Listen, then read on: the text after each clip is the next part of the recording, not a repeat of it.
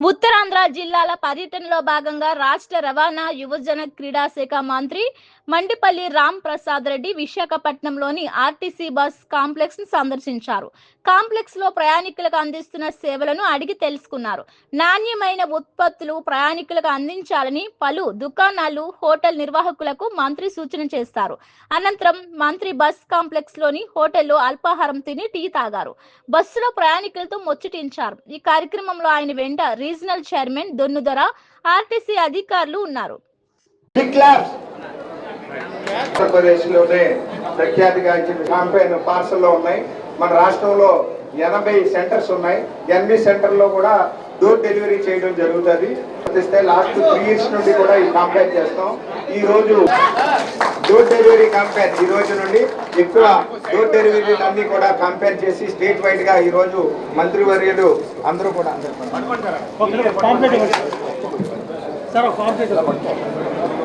అందరికి పంచండి.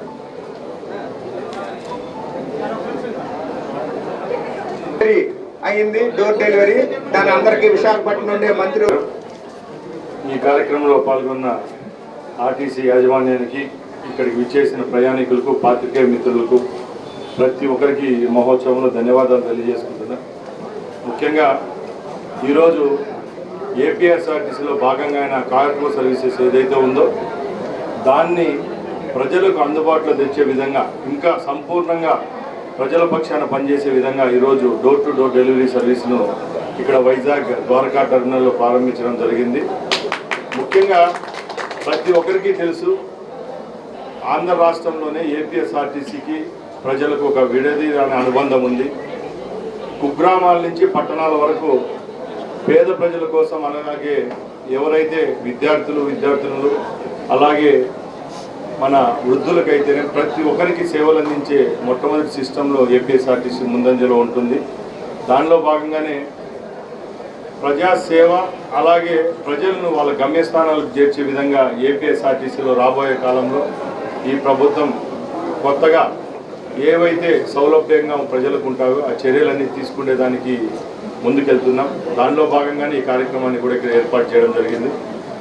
మేము ఒకటే చెప్తున్నాం, గత 5 సంవత్సరాల్లో ఏపీఎస్ఆర్టీసీ పూర్తిగా దెబ్బతింటే పెద్దలు చంద్రబాబు నాయుడు గారు ముఖ్యమంత్రి అయిన తర్వాత ఒక్కొక్కడిగా సమస్యలు మా దృష్టికి వచ్చినటువంటి ఏవైతే ఏపీఎస్ఆర్టీసీ మనుగడకు దోహదపడతాయో అవన్నీ చేసేదానికి యాజమాన్యం ముందుకు వస్తూ ఉంది. దానిలో భాగంగానే గత 2 రోజుల ముందే చాలా సంవత్సరాలుగా పెండింగ్ ఉన్న ఏదైతే సమస్య నైట్ అలవెన్స్ ఉంటుందో దాన్ని కూడా ఒక జీవో తీసుకొని వచ్చి కార్మిక సోదరులు, డ్రైవర్స్కు మంచి చేసే విధంగా చర్యలు తీసుకున్నామంటే అదంతా ఈ ప్రభుత్వం ఘనత అని తెలియజేసుకుంటున్నాం. ముఖ్యంగా నా మాటల్లో చెప్పాలంటే, ఒక సంస్థ మనుగడ ఉండాలంటే దాంట్లో ఏపీఎస్ఆర్టీసీ దాంట్లో ప్రయాణికుడు అలాగే కార్మికుడు 2 కన్ను లాంటి వాళ్ళు. ఎప్పుడైతే కార్మికుడు సంతోషంగా ఉంటే అప్పుడే ఆ సంస్థకు మనుగడ ఉంటుంది. ఆ సంస్థలో పనిచేసే వాళ్ళు బాగుంటేనే ఎవరైతే ప్రయాణికుడు ఉంటారో వాళ్ళ గమ్యస్థానానికి చేర్చేదానికి కూడా భద్రత, నిబద్ధత కూడా ఉంటుంది. కాబట్టి ఎప్పుడు మేము ఈ సంస్థను కాపాడుకుంటాం. ఇక్కడున్న ప్రయాణికులకు ప్రయారిటీ ఉంటుంది. ముందులాగా బస్ స్టేషన్లు రాబోయే కాలంలో ఉండవు. పెద్దల ముఖ్యమంత్రి గారు ప్రతి ఒక్క మీటింగ్లో చెప్తా వస్తున్నారు, భారతదేశంలో అగ్రగామిగా మన రవాణా సంస్థను తీర్చిదిద్దే విధంగా చర్యలు తీసుకుంటున్నాం. ముఖ్యంగా బస్సుల కొరత చాలా ఉందని చాలామంది మా దృష్టికి తీసుకొని రావడం జరిగింది. దానిపై స్పందించిన గౌరవ ముఖ్యమంత్రి వర్యులు 2-3 మీటింగ్లలో కూడా చెప్పడం జరిగింది. రాష్ట్రంలో రాబోయే కాలంలో విద్యుత్తో నడిచే బస్సులను కూడా ప్రవేశపెట్టేదానికి మా రవాణా సంస్థ చర్యలు తీసుకుంటా ఉంది. అప్పటికి ఈ సమస్యలు ఉండవు ప్రయాణికులకు. అలాగే మేము రక్షణ విషయంలో కూడా ముందు జరిగిన చిన్న పొరపాటును కూడా బేరీజు వేసుకొని ప్రయాణికుడి యొక్క భద్రత ముఖ్యంగా ఒక కొలబద్దగా పెట్టుకొని రాబోయే కాలంలో కూడా పనిచేస్తాం. అలాగే మన రాష్ట్రంలో గత 6 నెలల్లోనే సుమారు ఈ ప్రభుత్వం ఏర్పాటైన తర్వాత 700 బస్సులను కూడా, కొత్త బస్సులను రోడ్డుపైకి తేవడం జరిగింది.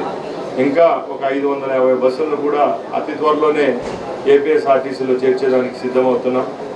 ముఖ్యంగా ఈరోజు రవాణా శాఖ పరంగా చెప్పాలంటే ఆటోలు అలాగే ప్రైవేట్ వాహనాల దాటికి ఇప్పటికి కూడా ఏపీఎస్ఆర్టీసీ ముందంజలో ఉందంటే ఇక్కడున్న రాష్ట్రంలో ఉన్న ప్రజల యొక్క ఆదరణ ఇప్పటికీ ఏపీఎస్ఆర్టీసీ మీద తగ్గలేదు. మేము ప్రజల తరఫున అలాగే కార్మికుల తరఫున ఒకటే చెప్తున్నాం, ఈ సంస్థను రక్షించుకుంటే వేలాది మందిగా ఉన్న కార్మికులు కూడా వాళ్ళ భవిష్యత్తు బాగుంటుంది. సంస్థ మనుగడ బాగుంటేనే రేపు రాష్ట్రంలో కూడా జరగబోయే కాలాల్లో ట్రాన్స్పోర్టేషన్ సిస్టంలో కూడా పెను మార్పులు వస్తాయి. అలాగే రాబోయే కాలంలో తప్పకుండా ఏపీఎస్ఆర్టీసీని అగ్రగామిగా తీర్చిదిద్దే విషయంలో మా యాజమాన్యం అయితేనే రాష్ట్ర ప్రభుత్వం ముందుకెళ్తుందని ముఖ్యంగా సోదరులు అడిగిన క్వశ్చన్కి నేను సమాధానం చెప్తాను. ప్రైవేట్ బస్సు అయినా గవర్నమెంట్ బస్సు అయినా గవర్నమెంట్కు ట్యాక్స్ కట్టి గవర్నమెంట్ ఆధీనంలో నడిచే ప్రైవేట్ బస్సు అయినా ఆర్టీసీ బస్సు అయినా